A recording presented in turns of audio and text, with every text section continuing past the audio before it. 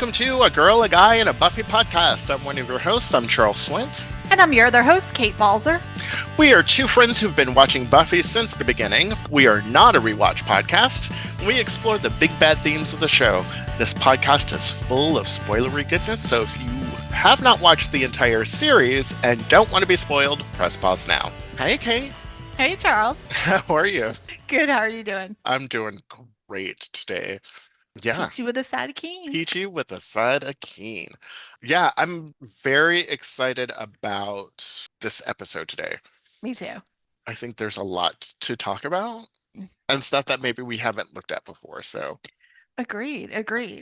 So, for our question today, we are tackling, is masculinity another monster in Buffy the Vampire Slayer? what? That's crazy. Is it fair to say? So, we've talked about misogyny before in Buffy the Vampire Slayer, but I think we're going to look at it from sort of a different lens this time Yeah, around. we've done an episode that covered like the ideas of misogyny, sexism, chauvinism, and patriarchy in this series. And so while that feels like maybe a rehashing of the topic, I think there's more to delve into in asking the question in a different way. Like, is masculinity another monster in Buffy the Vampire Slayer? So there definitely will be some crossover, but yeah, like you said, I think there's a lot more to explore than what we've already discussed in that episode from our season 1. Right. So you've found some great articles. So I think we should do some level setting because we're talking about masculinity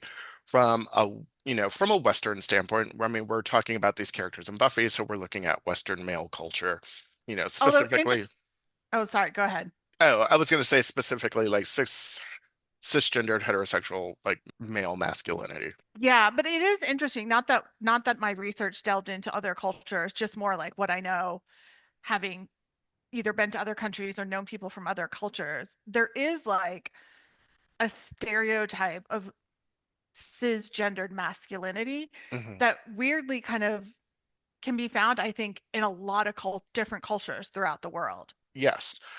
So do we have a definition of masculinity? Do we? Yeah, well, I mean, the like literal dictionary definition just says qualities or attributes regarded as characteristics of men or boys, which made me laugh because it's so like It's so not nuanced at all. right, exactly. You So know, to delve into a little more nuance, one of the articles that I found that I shared with you is from Psychology Today, and that is entitled "What is Masculinity and How Do Psychologists Measure It?" And so one of the definitions they had is masculinity as a set of thoughts, feelings, and behaviors that are generally considered to be appropriate for men and boys, as well as ones that are considered not appropriate for men and boys. So, it kind of covers the spectrum. So honestly, the dictionary definition kind of isn't all that far off. yeah, it's really not at all. And one of the things that when we're talking about masculinity, and while, when we talk about it, there's not a single way to define it, right? Like we're not like there is, but what does it really mean to be a man? And I think what we see a lot of times is that they break down into these archetypes, right? You're Mhm. talking about like the protector who is strong and controlled and he makes the sacrifices and he's emotionally restrained. Or we look at someone who's like maybe a conqueror who's, about the expansion or competition or domination or ownership of people, or someone who's very stoic, who suffers but without any kind of, suffers silently and is a martyr and, is Mhm. independent, silent and virtuous and all of those things. And it's interesting because I think when we look at what Western people say what men are taught to like wield power, but not possess emotion. Yeah, in this article, the author, he was one of the co-creators of a scale to define and measure what they refer to as traditional masculinity ideology. And there in his measurement system, there were 7 norms. And it was avoidance of femininity, negativity towards sexual minorities, self-reliance through mechanical skills, toughness slash dominance, importance of sex, and restrictive emotionality, which is basically exactly what you said. You can see why that's the scale, because that is sort of the stereotype of the Western cisgendered idea of masculinity. Which is, yeah. And I love that there's a scale for that. Like we're Yeah. measuring this. Yeah. Well, yeah, it's interesting because that article also talks about how basically, like, studies have shown what the idea of masculinity is. It's not inherent, it's not biological. It is completely a social construct. Right, right. Yeah. So it is what the society and culture decided for whatever reason that this defines masculinity. And, I think if you really delved into it through various periods, even through American and European, Western European history, you're going to find variance and nuance, but basically that there has been a particular cultural definition of masculinity in the US that has largely reigned unopposed prior to the feminist movement of the late 1960s. And that's what this psychologist is referring to as the traditional masculinity ideology. The TMI. The TMI. I The know. TMI, which I thought was great. Too much masculinity and too much Too, information. right, too much information and way too much masculinity. But And I mean, I so think that's, oh, I'm sorry. I was just going to say that I think that's appropriate construct for us to use because, I mean, that's essentially what you can apply to Buffy because of it being written by a cisgendered white male, American white male, and most of the characters are cisgendered, Western, white characters. right, and especially when you're talking about like that this creation of the show by this, by this man, which was designed to sort of like buck the tropes, and be, in his words, a feminist show, Right. and putting all of these men in the show who are monsters, some who are monsters, some who are not. And the high school is hell metaphor. So you're just throwing like metaphor, metaphor on metaphor with high school and men and high school as hell, men as monsters, all of those things that you're kind of adding on for Buffy to fight and for her to experience and deal with. And how does she do that as the Slayer? Yeah. Well, and then in delving into, our level setting and definitions, the other side of the equation is like, what does it mean to be a monster? And what is a monster? Were there Oh, any definitions that you found that oh you no, wanted? we know what a monster. You know what? It's funny because this idea of monsters, coming out of stories. Like we think Hmm. of these ideas that monsters come from stories, from fairy tales. I mean, even when you look at the Bible, you talk about like the devil or whatever that he's considered a monster. You're looking at all of these things, but really what a monster is it's not just a creature. It's not Frankenstein or a werewolf or a vampire or anything like that. It's really about boundary violations and the fears that people have, right? So Hmm. like we have these fears of being a horrible person. You look at like Dr. Jekyll and Mr. Hyde, like you look at that and like there's this good person, you know, and this is the other side of him. There's a lot of monster movies and things like that come from the basis of what we fear. And so we create a monster so we can defeat it, so that we can Hmm. examine our own fears around everything. Yeah, that's a really good point. Very true. Did you find anything interesting about? Well, it was interesting because I mean, I did pull from like just a dictionary definition, and there were actually five main definitions. This was from Merriam-Webster. And I mean, they're kind of what you said to a degree, but it was also kind of used as an objectifier. So, like, the first definition was having extraordinary, often overwhelming size. So it's not necessarily about going, it is going from the norm, actually, what you said. It's just in a Yeah, different way, and that can be literally just something like is an overwhelming size, but there right. can be the other aspects of monstrousness that go with it, which are the subsequent definitions, which was extraordinarily ugly or vicious, shockingly wrong or ridiculous. Those were two compatible definitions. Hmm. And then deviating greatly from natural form or character. Very Mm, great, used as an intensive. So like monstrously ugly, Right. emphasizing the monstrousness aspect of it. And then the last one was having qualities or appearance of a monster. So again, Of course. kind of like the masculinity Right. definition, Of or of being a man. So, I mean, and when you look at all of those things that you said, and based hmm on all those definitions, if you apply them to human behavior, hmm you can apply all of those definitions to human behavior to make a monstrous person or a Yeah, monstrous villain. And it's not just about being evil. right. It's about like to to me it's more about like humanity's like exaggeration, like the hmm exaggeration of humanity or its constraint. Like or it's trying to contain itself in such a tight way that it poisons itself to become a monstrous thing. Right. Well, and then, what is monstrous changes as social norms change. Hmm. Like things that would be maybe monstrous 100 years ago, we may be like, that's no big deal anymore. We don't see that as monstrous, Right. or vice versa. Like an example I could think of is I think, it certainly feels like neither of us are experts in this or historians in this, but it certainly feels like massive age differences, particularly between young women and older men, didn't seem as much of a big deal, hundreds of years ago. And now it's absolutely unacceptable for the most part. Yeah. Exact. Well, yeah. Depends on which list you're looking at. Exactly.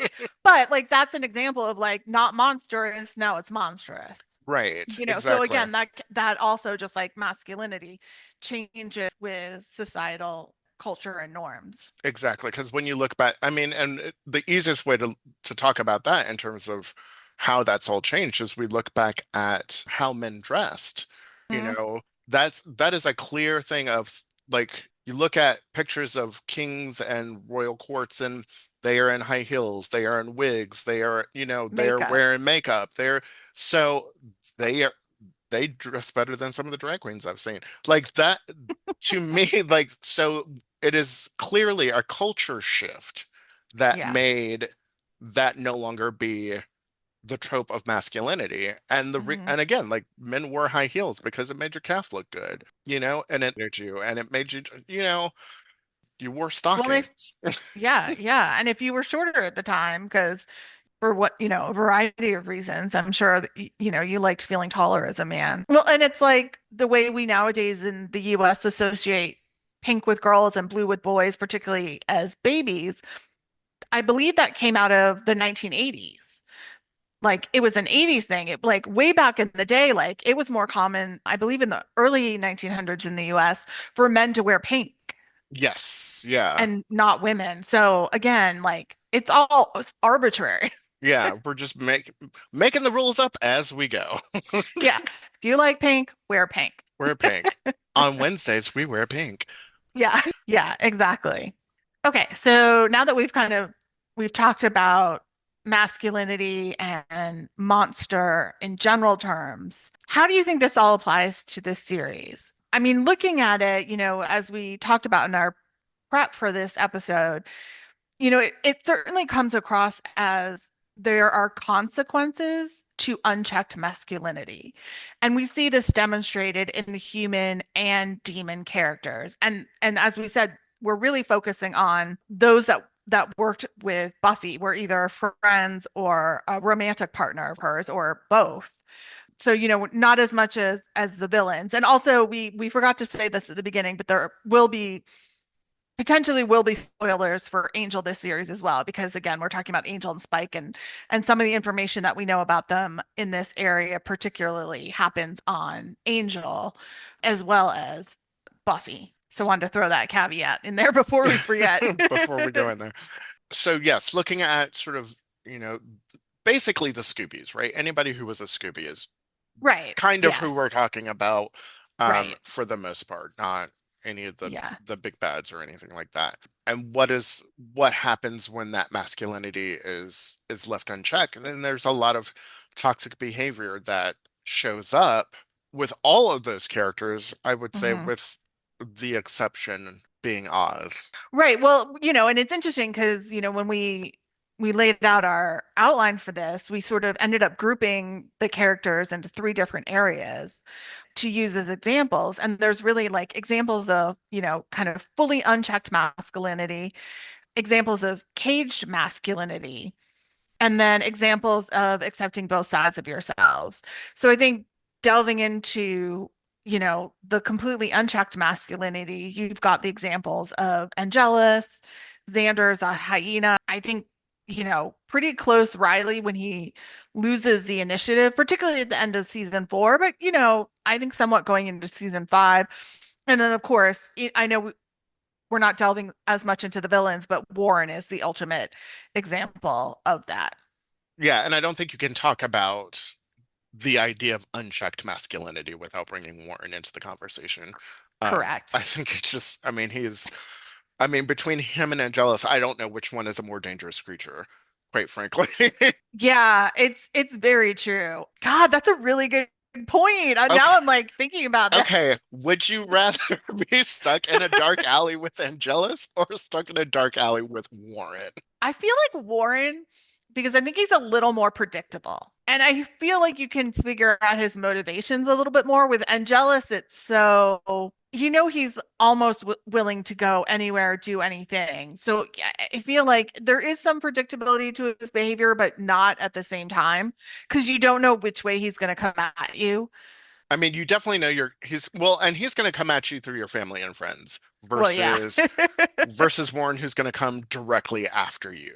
And that spectrum right there, when you're looking at this human, I mean, I think if Warren didn't have a soul, he would be right up there with Angelus as someone to be feared. And I think that's the idea behind this idea of unchecked masculinity, and then these particular types of people taking Riley out of this one for sure is that there's a level of intimidation, of fear, of dumb. Actually, I'm going to throw Riley back in this I was in like, terms keep of. Riley in I know, there. I'm going to keep Riley back in this because there is this need for control, this need of ownership and possession of things. Like this is mine, you are mine. I need like there like that is so that the need to hold on to something, that insecurity and that need to hold on to something so tightly turns them into monsters and makes them Mhm. do things that they would not, that you would think that they would not normally do. Yeah. I mean, to go back to Riley as an example, I had forgotten until the recent episode rewatches, particularly the Yoko factor, Mhm. how unhinged Riley was in that episode. And like when he confronts Angel in the alley, and then really more so when he ends up at Buffy's dorm room and he pulls the gun on Angel, thinking he's Angelus, and that he's losing everything, but the way he's trying to hold on to some sense of control and power is to hold on to Buffy Mhm. and hold on to her as a romantic partner and not let her ex have her in any way, which he assumes they slept together when she was in LA because he assumes that's Angela. And everyone's like, yeah, are you kidding me? That's just You've never Angel. seen. Yeah. That's just Angel on a Tuesday, you guys. But he's like super unhinged in that Oh scene. yeah. He comes in with, doesn't he have a gun in there? Like Yeah, he's that's what I'm like, saying. He like yeah. literally pulls a gun in the dorm room on Angel, which again, because the show was so very specific about its use of guns and did it so rarely and for a very specific purpose, it's even more shocking. I do love it when he's like, I'm not leaving this room. And they're like, And fine. yeah, that was a good, really humorous release for that tension of the scene. Yeah, because it is, I mean, so yeah, I mean, He sticks to his gun, like he figuratively does. and literally. It's like, I'm not going. Yeah, and Angelus is very much, I mean, he does all of this, like when everything that he does is about the power and the control and the dominance and he does it through mind games and he's physically strong, yes, but he never has to use his physical strength to intimidate or to control people. Right. Well, in fact, that comes to a head in that scene in Fool for Love between Spike and Angelus. And this is actually even before, this is when Spike is trying to get everyone to call him Spike. So they're still calling him William and they're in the cave because they have to escape from, the townspeople. And that's when he learns about the Slayer. But there's a moment where Spike is like, needling Angelus, and he's like, why don't you ever fight and get down and dirty and brawl? And Angelus is like, no, it's it's sort of the art of the kill. And so Yeah. their philosophies on, their behavior, really are encapsulated in that conversation. Hmm. Yeah. We get a lot from those flashback scenes. I wish we We had more of do. those because it fills in their stories so Yeah. nicely. Well, and I think obviously what Angelus does to Drusilla is the epitome of who he is. I mean, talk about actually using gaslighting in the correct form. I mean, that is exactly what he does to poor Drusilla. Yeah. And then, in the end, turns her into his perfect monster. And it's interesting to see it, the Liam, that was, a selfish drunkard and a womanizer and Yeah. all of this stuff to become the Angelus. And like I wonder how the monster like how does the monster turn him into it? Like there's this lack of humanity in there, but is it because of that? Is it because of because he fears humanity? I don't know. It's an interesting thing of like even in his devilish and evil ways, he does it from afar. Like there's always this separation between Angel slash Angelus and humanity in some sort Yes. sense of you know, like where he has to feel separate from whether he's ensouled or not. Yeah. So I'm and I guess maybe that's just again the manifestation of the man that he is. He isolated himself from societal norms, by going out and drinking too much and doing all this stuff. His father was disappointed in him. He was a ne'er-do-well, and so I guess that is just how that personality trait of who he is became the monster that he became. Yeah, absolutely. Well, and it's interesting what you just said about that. Even as a human, his behavior was outside of societal norms. You could probably argue the same for Darla when she was human. And so it's Yeah, interesting, like that's his sire. I wonder if that also plays a role. Like she also, even more so was outside of societal norms, as a sex worker.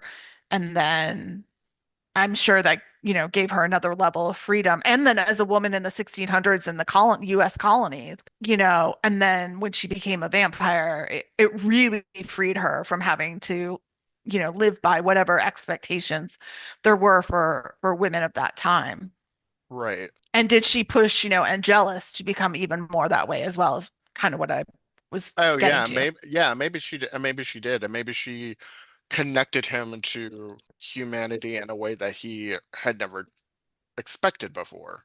And the very twisted way of the destruction of humanity or how to consume, people because they lived a very lavish lifestyle and they were very much living up, you know, high Yeah, on the upper hog, class. upper Yeah, class, but meant that they weren't killing as much. They weren't out hunting often because they didn't want to draw attention to themselves.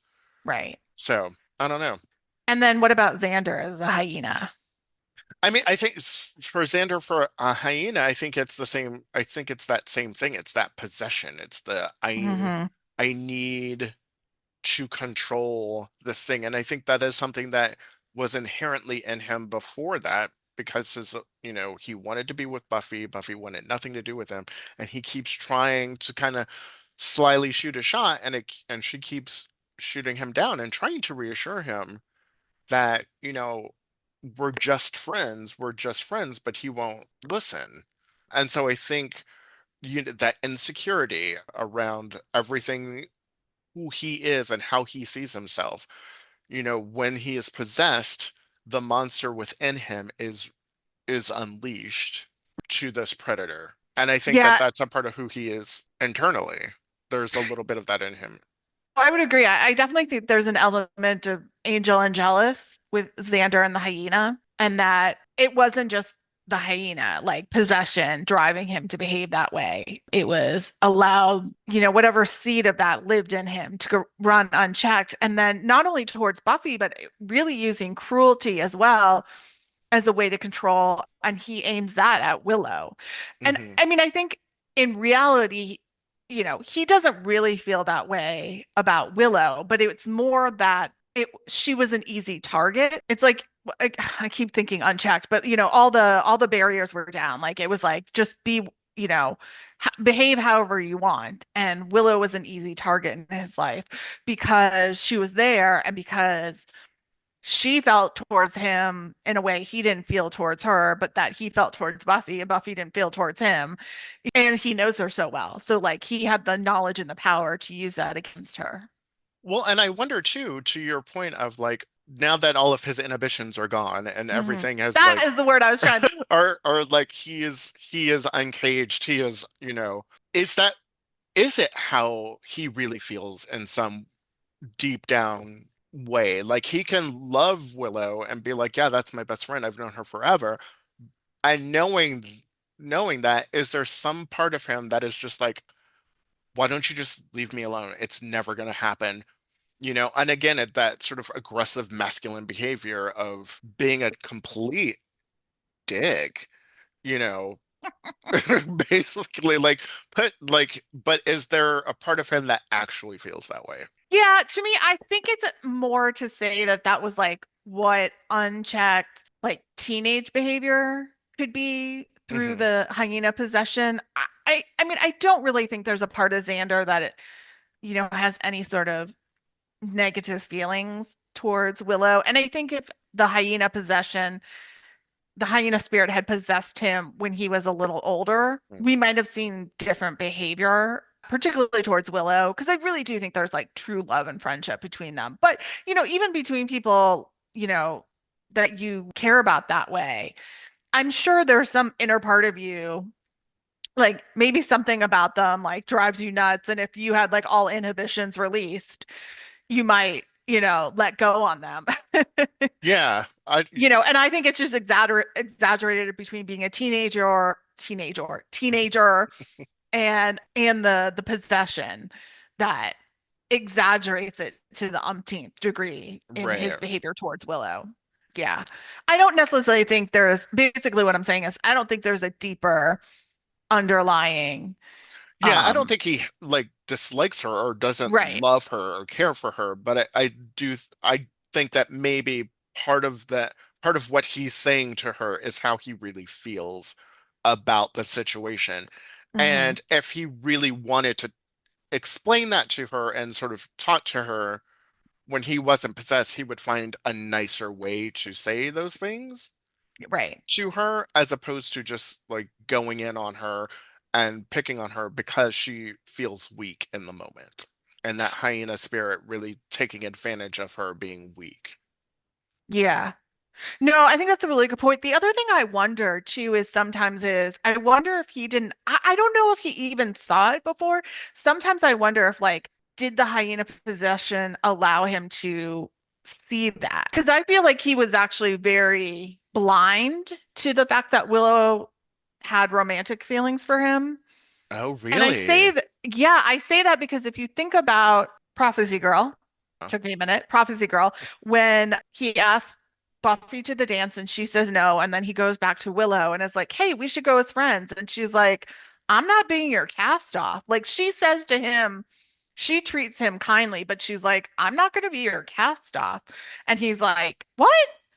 I don't think he actually realized Willow had those kind of feelings for him. I think the hyena sort of was extra, kind of had extra sensory perception in reading the room. And I think that element in him saw Oh, it.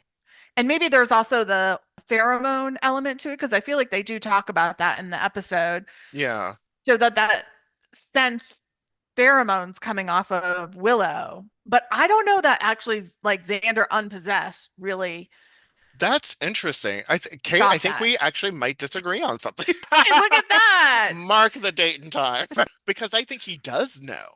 I Oh, think okay. he's See, I always don't. known. I think he's Oh, always known. And what happens is that he takes her for granted, which is exactly why when Buffy rejects him, he immediately turns to her and thinks that she will say yes because Willow will always say yes to me because she likes me and she'll always say yes to me. Oh. And so then when she stands up to him, I think she stands up to him because she's getting some strength from Buffy. She's starting to see her worth a little bit. And then she turns him down, and that's an unexpected thing for him. But Oh, wow. I think he's always known. Interesting. Yeah, we're very much going to disagree on our interpretation of. I don't think he has a clue. Oh, I think wow. he's so clueless, which is why I think he finally, like, I think that all finally clues him in, which is why we eventually have them hook up in season 3. Like, I think once he like realized, like, he was made aware of it, but still wasn't interested in her. And then when she's dating Oz, it's like, oh, now I can't have her. And now he sees it. Yeah. All Yeah. right. So we found something we don't agree Yeah, on, or because we I have different we have interpretations of. different yes. Because I think you do make some good points. I wouldn't fully And I disagree, but only yeah, I yeah, don't and think I can see Xander's your aware point enough of it. too. I can see your point too. And I'm like, huh, I never thought about it that way. Because I think Buffy says something too to the effect of like like I think it's after that episode or whatever she says, like, you hurt Willow the most. Like, Buffy's like, and maybe that can be interpreted as Buffy really telling and cluing Xander in to the fact that Willow really likes him. Or to me, I read it as Buffy is saying, Xander, you know more than anybody else how much Willow really likes you. Oh, yeah, And I the way thought more, that you've hurt, and like you hurt her the most of all because you know how much she really likes you. That's how I took that whole yeah, I get it. I see exchange. it more the first way, what you But said. yeah, yeah. Yeah, I love it. We can still surprise. We found one. Exactly. It only took us 4 seasons to actually disagree on something. I would say we have different perspectives. I don't know that Yes. we It's not disagree. a disagreement. We just see it differently. That's all. Yeah. Exactly. So yeah, and then Warren, right? I mean, like we said, Warren is Uh, like epitome. Well, between him and Caleb, but I think even Warren oh is yeah, Caleb more too. Yeah. more than Caleb.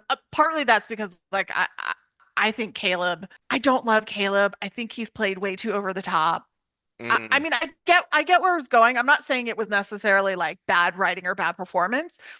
That was the direction they took. I just wish they had a more subtle direction that they had gone with it, more like in the vein of the mayor, because I think that's actually scarier. hmm Not that I wanted him to, be like the mayor, but I think the mayor's patriarchy and his evilness is more because it's got that veil over it. It's actually scarier Right. than Caleb, which is just like he's so over the top and he's so brute force. Okay, so all that to say, I didn't mean to go off on a side tangent that I think in some ways Warren is also scarier because, well, A, because he's human. So there's like no magic involved. This is hmm purely an unchecked human who has a sense of entitlement. He is a misogynist. hmm He represents all the worst unchecked masculinity, and just someone who thinks they're entitled to everything and that it isn't being handed to them on a plate the way like they believe it is or the way they think that the world is telling him it should be. Yeah. So in some ways that makes him the scariest of all. Yeah. Be- And oh, I'm oh, sorry, just one go thing I was ahead. going to Yeah. partly because of why is because he exists in our world. Like Sure. Yeah. for all the other ones, again, not that behavior like it can't exist in our world, but like there's obviously no magic. But like we all know nowadays, people like Warren are very, very typical, unfortunately. Right. We all know a Warren, like Right. in our real lives. Like we all Yeah. can like think of like count on what you know on all more than hands and toes a Yeah. Warren. So Yeah. again, yeah. I mean, I don't think there's much more to say on that because he is just such a. I mean, he is. He tries to hold on to power. He goes to the extremes to find power, to find strength, and to yield it f- only for his own purposes, not for anyone else's benefit. Yeah, he just goes out of his way to hold on to that power that he has. And all of the definitions that we used about, sex is important and, you know, the importance of sex and all of that stuff. Like he checks everything that is what quote unquote it means to be a man. Like he's checking all of those boxes. And that's what makes him such a monstrous person because he's Hmm. seeking those things so much Mm. that he does not understand, or that he does not that he doesn't understand, that he doesn't care about the Yeah, harm that he is causing other people because the power is what's important to him. And I think right. that's No, more I dangerous agree. than Angelus too, because Angelus he has like a plan. Like he's sort of stealthy kind of moving through. He's not gonna he's not gonna hurt everyone. He's just only hurting certain people. People who may be in his Hmm. way or who pose, an obstacle to him. I think Warren's out to get everyone. Because I think Warren thinks everyone's out to get him. Yeah. And that the world owes him. And Yeah, Giles doesn't feel that the world owes him. I mean, he's right. sadistic and psychotic, but like, yeah, like you said, I mean, he'll kill regular people to feed, like Yeah. any vampire, but you're right. He's not necessarily a mass murderer, whereas I Hmm. could see Warren being a mass murderer. Yeah. I mean, other than Angelus trying to bring on Well, the mass murder in the apocalypse. sense of like, you know what I mean, like Yeah, but going after.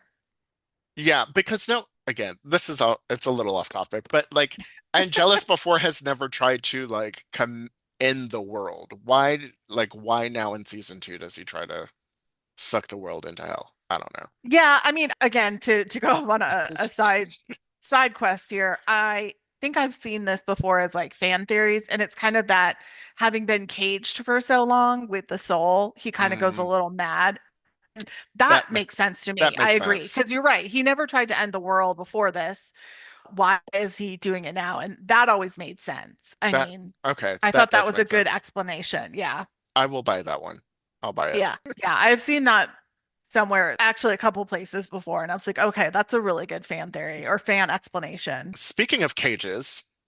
Oh, yeah. So hey, look, nice transition. Yes. So talking about like caged masculinity, right? Hmm. And what that looks like. And so that is Angel with a cursed soul, and then Spike with the chip, and just locking himself up. Yeah, Oz Three, is literal. yeah, literally like caging himself up. And then the other two are actually little literal cages too, but just in a Hmm. very sort of, magical and Yeah, technical way. true, true. Yeah, I mean, like you said, Oz is an outlier in this because if you want to consider the werewolf behavior as an example of unchecked masculinity, which I think there is a good argument you can make for it, it is forced on him. It is not something he chooses, and it's very antithetical, I think, to who we see Oz as, even though we don't know him very much and for very long before he actually gets turned into a werewolf. That being said, it is something he works to contain at first Mhm. and literally cage up, as we just said. Yeah, and it's such an interesting thing because he is such a example of what a good man is. And I mean, when you look at like the tropes of werewolves and what werewolves represent, is rage and violence Mhm. and sex. And those are all things that Oz, and it's an uncontrolled version of all of those things. And Right. Oz is just, yeah, like you said, he's just the absolute opposite of that. Like he is so, you know, he is he can express his emotions without being emotional. He can be a man without causing a spectacle where everyone else has to be like, look at me, I'm a man. And it's just like this big sort of like performative bravado of like, Yeah. look how manly I am. And, I can, you know, rape and pillage with the best of them. Like and Oz is just kind of like, yeah, I feel some kind of way about this. Or, I was just watching Beauty and the Beasts, and when they all think that he's hurt somebody and murdered Hmm. someone, and they're talking about him, and he's like, he's like, he gets up and he walks out.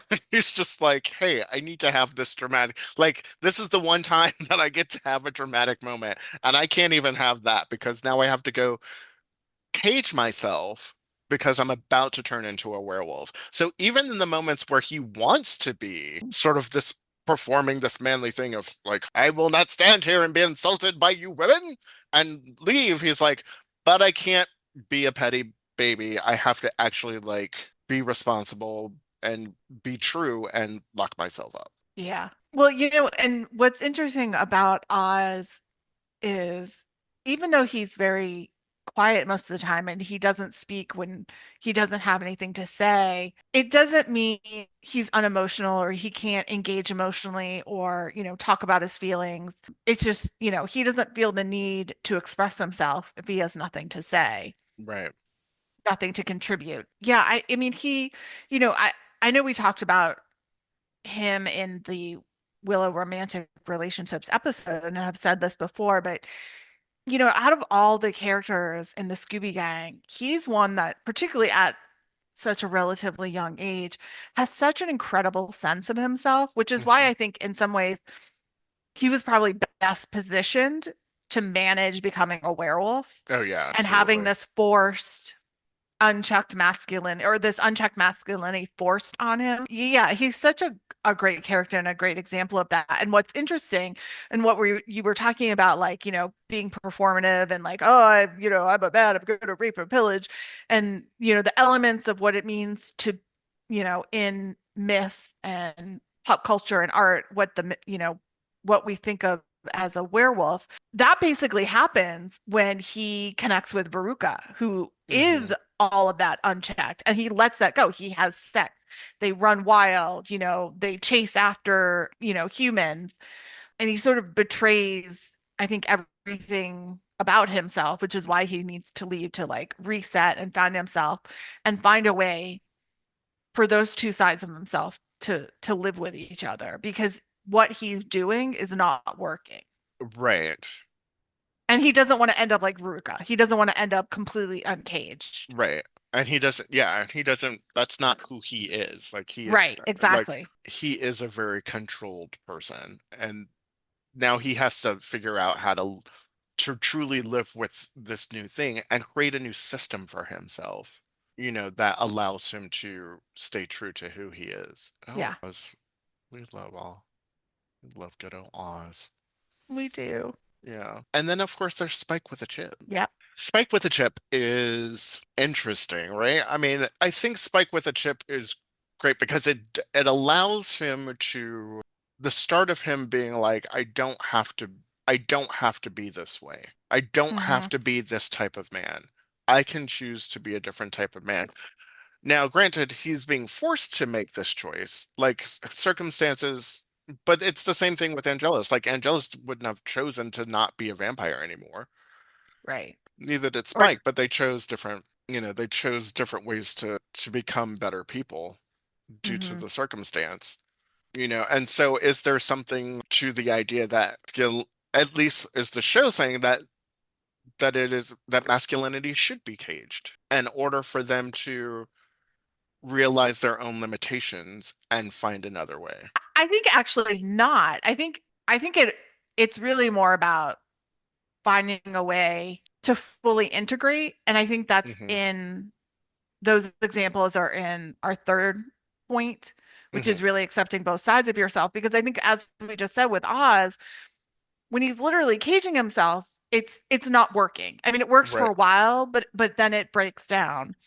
With Angel and the curse, I don't think it fully works either. It's like you said this earlier, I think. He separates himself from humanity, and that doesn't help him either. If he's going to really become a champion and really fully embrace what it means now to have a conscience, which is really what I think the soul is Hmm. in this universe. They call it a soul, but if you want to hear us discuss souls and consciousness versus consciousness, check out the next episode on redemption. That he's just caged. And so like the two parts of him are not integrated. And so it doesn't fully work. I think this is why you see him over and over again in Angel making the same damn mistakes. Hmm.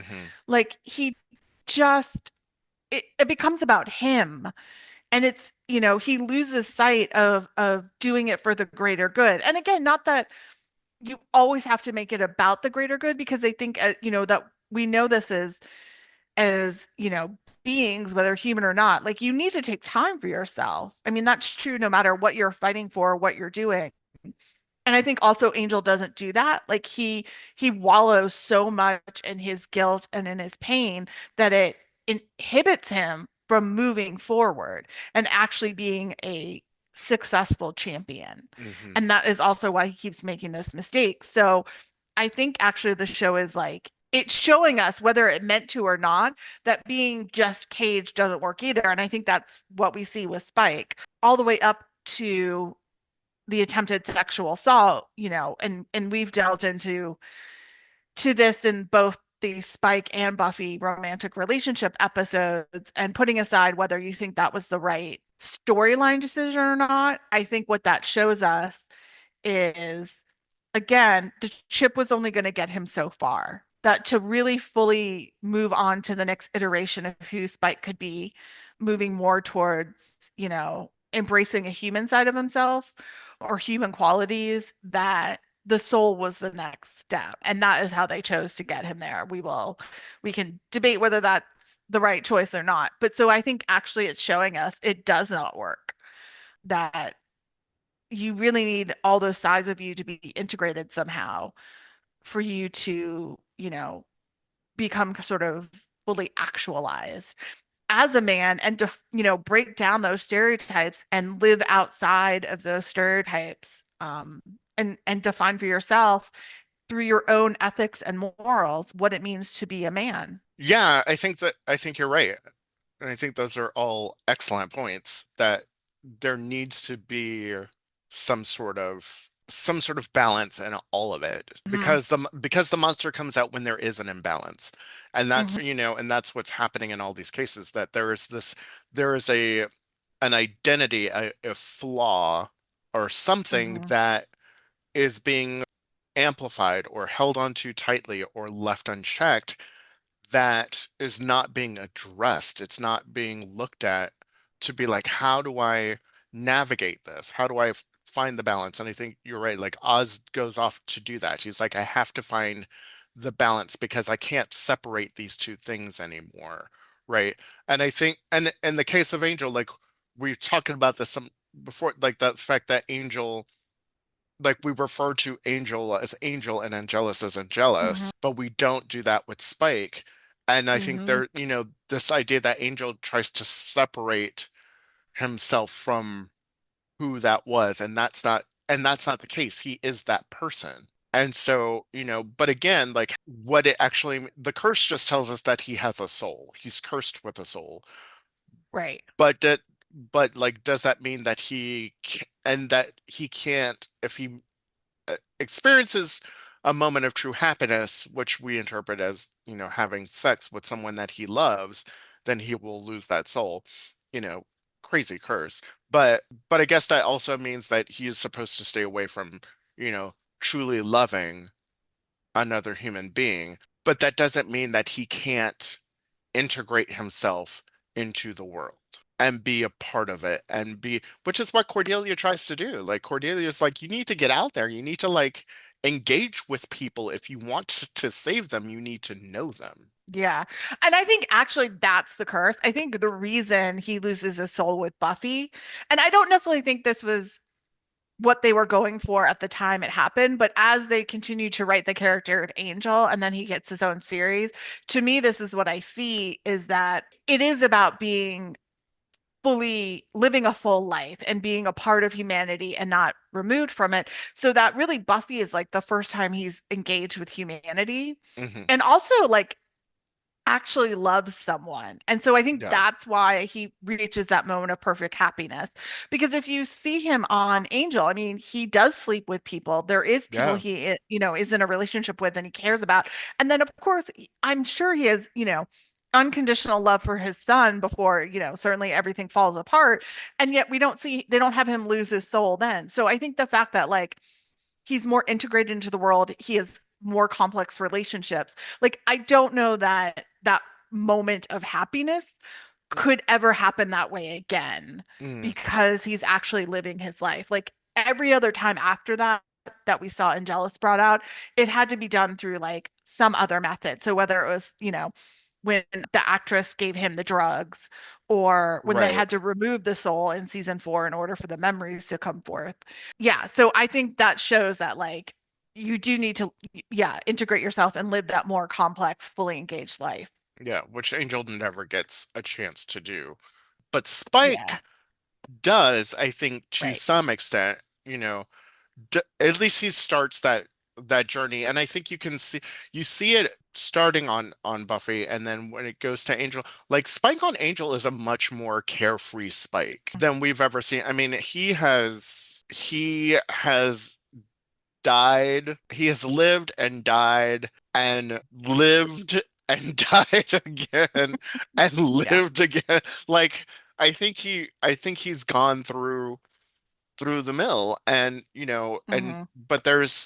but you can see that the way he relates to people, like the way he relates to Fred, Yeah. it's so different. Like there's such a respect there.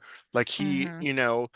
he doesn't, and the only, and quite frankly, the reason why he behaves the way that he does, which I think, again, this goes back to the from the beginning, is like he's a dick because of Angel. Like Angel is the person Yeah. who's Yeah. Yeah. bringing Yeah. out Yeah. like these this machismo, this like need to fight, this all of this other stuff, and it's played for comedy and it's played for the tension, and that's in the situation. But it's because of Angel. It has nothing to do. I don't think it has anything to do with Spike. I think that's a fair point. Yeah. You I mean, know, because even though we don't see him interact a lot with them, he gets along pretty well with like Wes and Gunn and Lauren. yeah.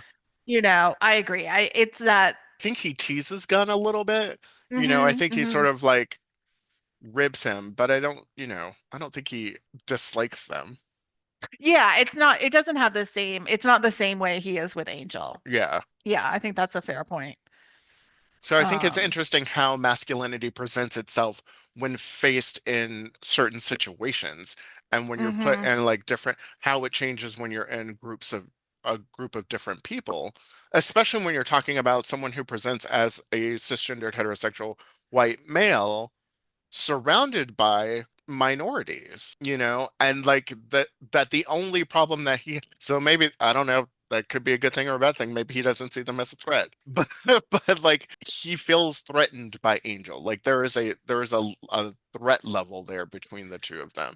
Maybe I'm going a little bit too deeper just because of everything that you know the state of the well, I world. think, yeah, no, I think that's fair. I mean, I also think part of the feeling threatened by Angel is because he was there first with Drusilla and Buffy. I think there's Yeah. elements of that they've both loved or had some sort of romantic relationship with two of the same women. There's definitely Um, jealousy there. Yeah. oh yeah, for sure. And I think also there's some anger on Spike's side. There's like hints to it in the fact of that Angel abandons them when he gets a soul. Like he doesn't really try to stick around. And then, because like when Spike shows up in School Hard, he's like, "You were my Yoda.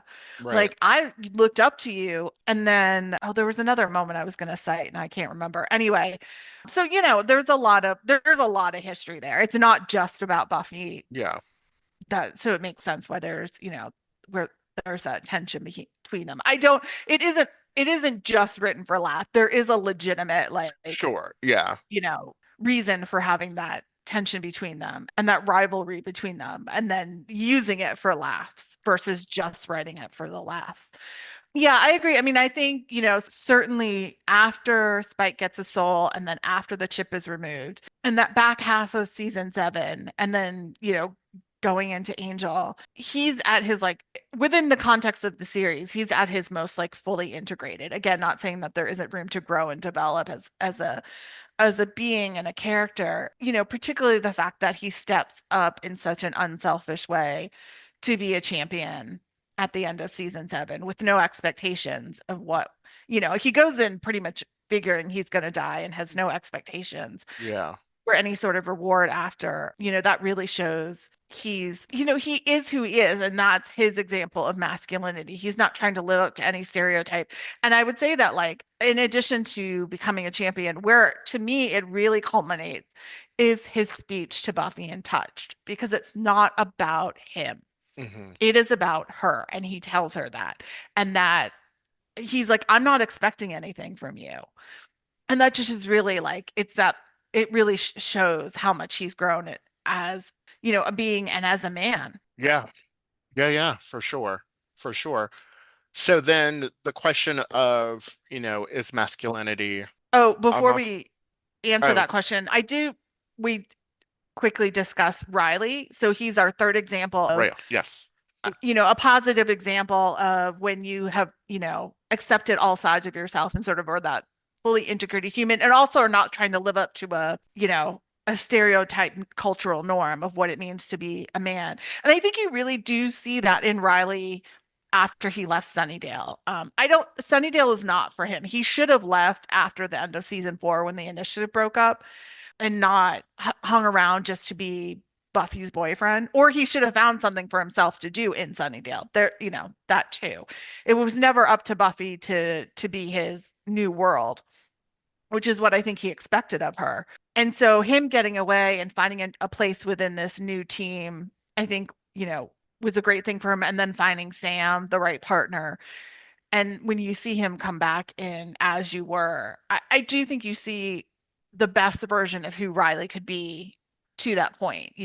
Yeah, I think so. I mean, I think I agree with it, and I also just as you were talking about it, it just sort of thinking about how we've been talking about masculinity, and not that there's anything sort of inherently like masculine about the military or anything like that. I mean, there's just something interesting about him still needing, granted he's found a better way to balance it, so that does track, like, but he still has to have that, like, that sense of purpose, that sense of control. And I think what he's done in joining these like special forces groups or whatever has found purpose and realizes that he doesn't need to control Yeah. the situation anymore. Yeah. And I think that that's something that I agree. Like, I think he loses that when he's in Sunnydale, and he's certainly not going to find it because all he does is when he's there is like holding on too tightly to control because everything else, he's lost everything else. And so finding a new purpose, finding something else to give him purpose allows him to, to be a better version of himself. Yeah, I agree. And I think the other element too is that how far he's come along. I think he sees the gray more. Yeah. He's not so black and white as we saw him in the beginning. Yeah, and again, not to say that there's not, of course, room for growth, but I just say for the arc that we got of Riley, I do think, Hmm. he reaches more so than some of our other characters, male characters. He finds a more centering of himself once he left Sunnydale.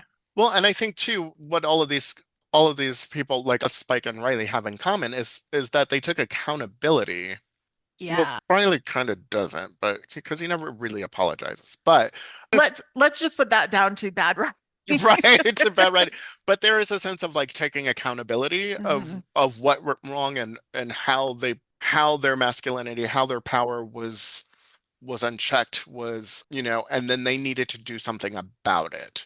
So they like held themselves accountable to those standards and then went and did something about it to change themselves. And that doesn't happen with everybody Yeah, very true. on the show or in real life. Yeah, yeah. I mean, I think of the other characters, I think Xander was on the path. I've said this before in other episodes where we discussed Xander. I think he was growing and maturing. If you compared season 1 Xander to season 7 Xander, I do think you see character growth. Yeah. But and I do think again, it also is about finding a place and a purpose. And once he, I think, began to accept more that his role was the heart of the group, and he found his own success professionally in construction, that helped him as well, in addition to just growing older and maturing as Yeah. one does, And hopefully. yeah, and I think too, again, like the idea that he found purpose in the construction. Like, this is something Hmm. that I can do that you all can't do.